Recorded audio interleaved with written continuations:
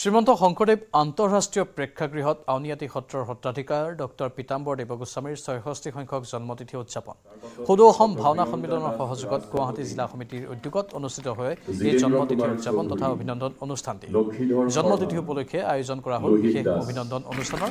এই অনুষ্ঠানত news ১৮ Assam north ইষ্টৰ সম্পাদক পৰাগমণি আদিত্য বিশিষ্ট অভিনেতা প্ৰাঞ্জল শইকীয়া খনীন্দ্ৰ ডেকা ৰাজদীপ পাইলুং বৰুৱা RJ সুজিতা মহেন্দ্ৰ বৰা পল্লৱী হাজৰিকা ডক্টৰ প্ৰিয়ংকা দাস ৰাজকাকতি ৰোহিত দাস ভয়নুৰ আলী আমান আহমেদ চেতনা দাসকে ধৰি বিভিন্ন ক্ষেত্ৰৰ ৬৬ গৰাকী বৰেণ্য ব্যক্তিক সম্বৰ্ধনা জনোৱা হয় লগতে অনুষ্ঠানত কেইবাটাও পুৰণিকলীয়া নামঘৰ লগতে মহানগৰীৰ ১০৮টা দিহানাম দলক জনোৱা হয় অভিনন্দন অনুষ্ঠানত বিশিষ্ট অতিথি হিচাপে উপস্থিত থাকে নাগালেণ্ড বিশ্ববিদ্যালয়ৰ আচাৰ্য ডক্টৰ সমুদ্ৰগুপ্ত কাশ্যপ অসম সাহিত্য সভাৰ সভাপতি সূৰ্য হাজৰিকা অসম চৰকাৰৰ তথ্য আয়ুক্ত ভাস্কৰজ্যোতি মহন্ত অনুষ্ঠানৰ আৰম্ভণিতে সত্ৰৰ শিল্পীসকলে পৰিৱেশন কৰে মাটি আখৰা লগতে সত্ৰাধিকাৰ পীতাম্বৰ দেৱগোস্বামীদেৱৰ ৰচনা পৰিচালনাৰে মঞ্চস্থ কৰা হয় গীতি নৃত্য নাটিকা কৃষ্টিৰ বৰঘৰ মাজুলী অনুষ্ঠানতে আয়তীসকলে পৰিৱেশন কৰে দিহানাম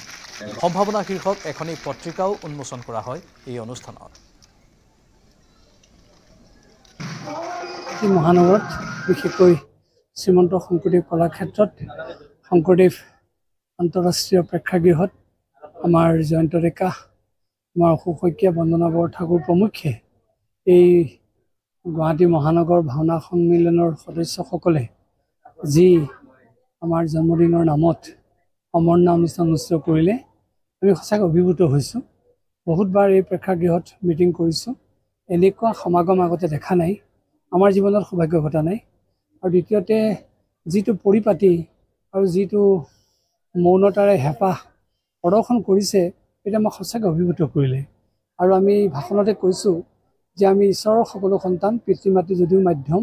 আমি ঈশ্বৰক কৃতজ্ঞতা জনোৱাটো আমাৰ নৈতিক দায়িত্ব সেইকাৰণে আমি সকলোৱে জন্মদিন পালন কৰিব লাগে আৰু তেতিয়া আমি আধ্যাত্মিক চেতনাৰে আৰু আমি ৰঞ্জিত হ'ম নহ'লে আজিকালি এনেকুৱা হৈছে বয় বস্তু পোৱাৰ পিছত ভোগ পোৱাৰ পিছত নিজেই যেন সকলো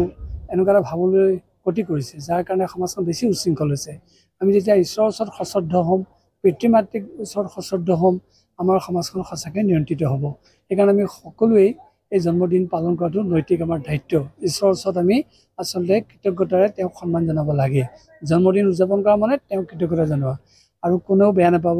আমি পাশ্চাত্য সংস্কৃতিৰে কেক কটা বা মমডাল নুমাই দিয়াটোতকৈ আমাৰ মিঠাতেলৰ চাকিগছ লগাই আমি নৈবেদ্য ভাগ গোবিন্দ ভগৱন্তৰ চৰণত অৰ্পণ কৰি জন্মতিথি পালন কৰাটোত বেছি মাদকতা আছে আৰু বেছি আধ্যাত্মিকতা আছে বেছি শান্তি আছে